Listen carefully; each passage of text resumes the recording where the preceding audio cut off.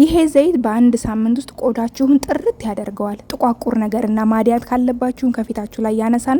ለተሸበሸበ ቆዳችሁ ላይ ጥቋቁር ነጠብጣብና ማዲያት ላለባችሁ ወይም ደግሞ ፊታችሁ በተለያየ ነገር ዳሜጅ ለሆነ ለተጎዳ ቆዳ የሚሆን በቀላሉ ቤታችን ውስጥ የምንሰራውን የእርድና የካሮት ዘይት አብረን እንዴት እንደምናዘጋጅ ያሳያችኋለሁ። ይሄ ዘይት ከቤቢ ኦይል ጋር አድርገን ነው የምንሰራው። ምናልባት ቤቢ ኦይል ከሌላችሁ ሌላ የምትጠቀሙትን የኦይል አይነት አሳያችኋለሁ።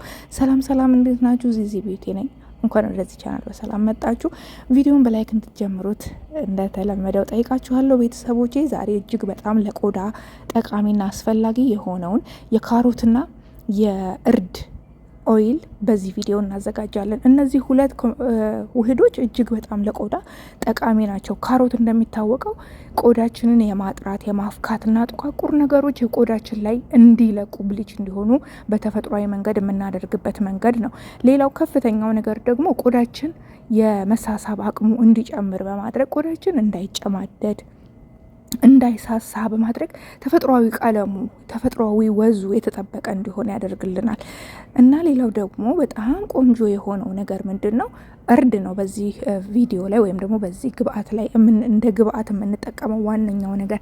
ስለዚህ ካሮታችንን አጥበን ካጸዳን በኋላ ውሃውን ከላዩ ላይ ካስወገድን በኋላ እንፈቀፍቀውና ቤቢ ኦይል ነው የምናደርገው። ቤቢ ኦይል እንግዲህ ለሕፃናት ተብሎ የሚዘጋጅ የዘይት አይነት ስለሆነ ፊት ላይ ስናደርገው በቀላሉ ወደ ውስጥ ዘልቆ የመግባት አቅም ስላለው ቤቢ ኦይል ተጠቀሙ። በጣም ቆንጆ ሪዛልት ታገኛላችሁ።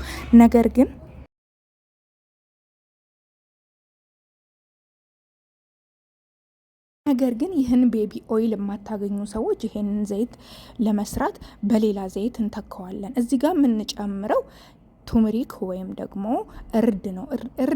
ንጹህ እርድ ከምንም ነገር ጋር ያልተደባለቀ ንጹህ ተፈጥሯዊ እርድ ደቆ የተፈጨ እርድ መጠቀም እንችላለን። ወይም ደግሞ እርዱ ናቹራሉ ደርቆ ያልተፈጨው ዝንጅብል የሚመስለው ከለር ይሄኛው በስዕሉ ላይ ያስገባሁላችሁ ካላችሁ እሱን ፈቅፍቃችሁ ከካሮቱ ጋራም መጨመር ትችላላችሁ። እርጥቡን ቢሆን ማለት ነው። እርጥቡን እርድ ካገኛችሁት እሱም መሆን ይችላል። በጣም ቆዳችሁ ላይ ያለ ማዲያት ካለባችሁ፣ ጥቋቁር ነገር ካለባችሁ፣ ቆዳችሁ ከተሸበሸበ ፍክት ነው የሚያደርጋችሁ። በጣም ትልቅ ጠቀሜታ አለው። ይሄንን በኋላ ላይ ገልጽላችኋለሁ። ነገር ግን እዚህ ጋር ዘይት የቤቢ ኦይል ዘይት ከሌላችሁ ሌላ ምን እንጠቀም ለምትሉ የወይራ ዘይት መጠቀም ትችላላችሁ። በቫይታሚን ኤ ሪች ነው። በዛ ላይ ቀላል ነው ከፊት ላይ ለማድረግ በጣም ወደ ውስጥ ቶሎ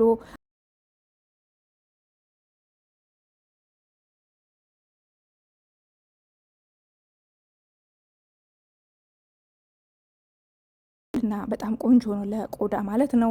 እና ሌላው ደግሞ አልመንድ ኦይል የምታገኙ ከሆነ ከነዚህ የሶስት አይነት የዘይት አንዱን መጠቀም ትችላላችሁ። የወይራ ዘይት ብዙ ሰው በአብዛኛው ያገኛል። ወይም ደግሞ አልመንድ መጠቀም ትችላላችሁ። ወይም ደግሞ እኔ ዛሬ የተጠቀምኩ በቤቢ ኦይል ነው። ቆንጆ ሪዛልት ቆንጆ ውጤት ታገኙበታላችሁ። እሱን ነው የምትጠቀሙት።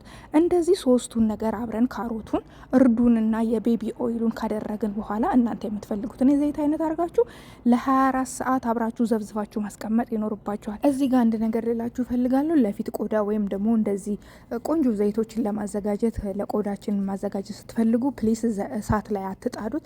ምክንያቱም ኪ የሆኑ ኢንግሪዲየንቶችን ከውስጣቸው በእሳቱ ምክንያት ስለምናጣ እሳት ላይ ፕሊስ እንዳትጥዱት ማለት ነው።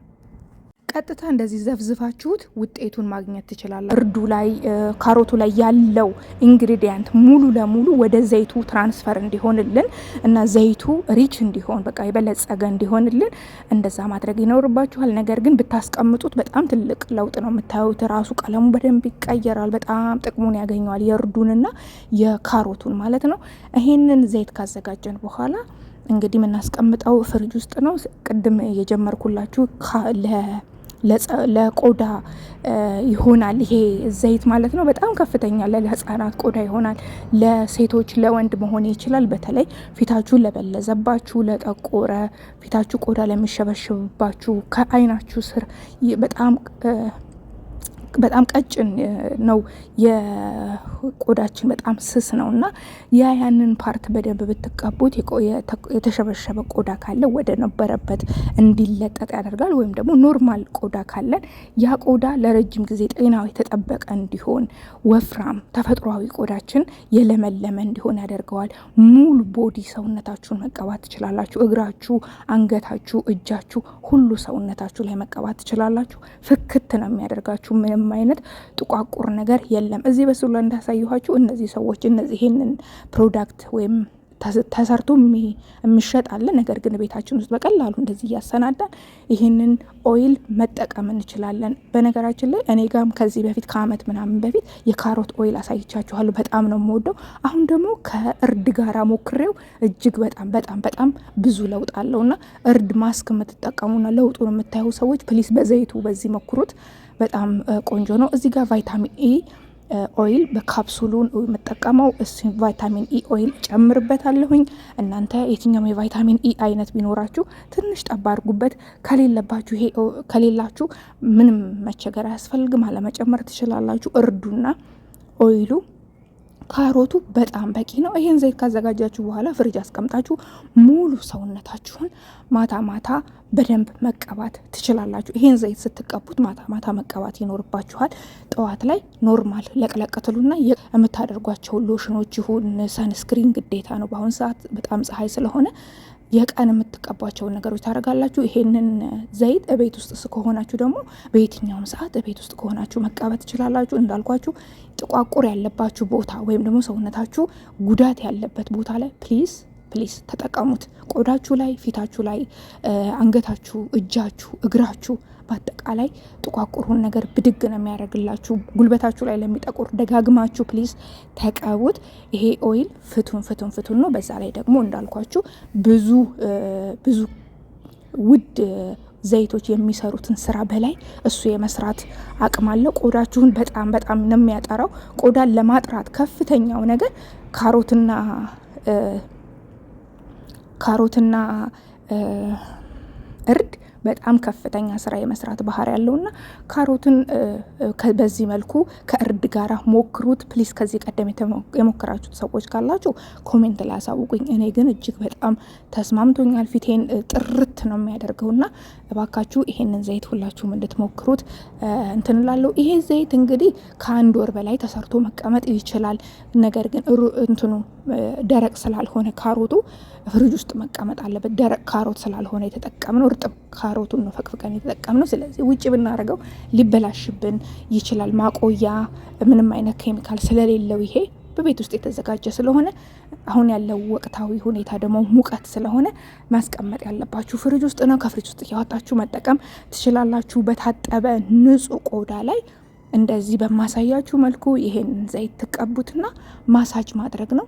በጣም በጣም በጣም የፊታችሁ ጥራት፣ የፊታችሁ ውበት፣ የተበሸበሸበ ቆዳ ወደ ቦታው ሲመለስ፣ ጥቋቁር ነገሮች በሂደት ሲደበዝዙ በራሳችሁ ላይ ሞክራችሁ በራሳችሁ ላይ እንትን ትላላችሁ። ምንም አይነት ሳይድ ኢፌክት እና ጉዳት የለውም። ምክንያቱም እነዚህ ነገሮች ወደ ሆዳችን የሚገቡ ተፈጥሯዊ ነገሮች ናቸው። ስለዚህ ሴንሲቲቭ ቆዳ ያላችሁም ሆነ ማንኛውም ቆዳ ያላችሁ ሰዎች ለህፃናትም ቢሆን ይሄን ቆዳ ሰርቶ መጠቀም ይቻላል። ንጹህ ኦይል ነው የምንጠቀመው።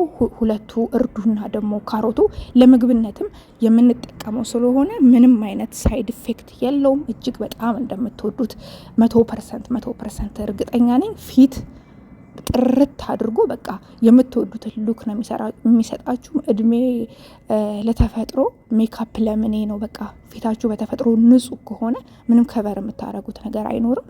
ስለዚህ በተፈጥሮ ድመቁ ላለው እንደተለመደው ይህንን ቪዲዮ የምትመለከቱ ሁሉ ይህንን ዘይት ሰርታችሁ እንደምትጠቀሙበት በቀላል ተስፋ አድርጋለሁ። ምክንያቱም ለነዚህ ለቆዳ መጠበቂያ ብለን የምንገዛቸው ዘይቶች በጣም ውድና